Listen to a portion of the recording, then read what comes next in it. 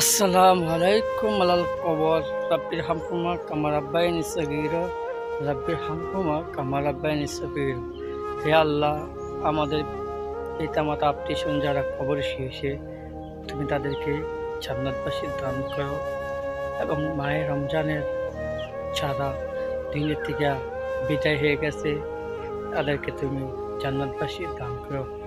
আল্লাহ, জানি না কবে দিনের থেকে বিদায় হয়ে চলে যাব, তা আপনি একমাত্র জানেন। আল্লাহ সবাইকে তুমি জান্নাতবাসী দান করুন। হে রব্বুল আলামিন, আপনার কাছে কিছু আমার নাই। কবরে শোয়ার আগে আল্লাহ, কবর যাওয়ার আগে আল্লাহ মুমিন মুসলমান করে কবরে নিয়েছেন। আল্লাহ, আপনি ছাড়া কেউ ভালো নেক বান্দা বানাইবেন না। আল্লাহ, একমাত্র আপনি আমার আল্লাহ। আপনি আমার জীবনে যা গুনাহ করছি মাফ করে দেন।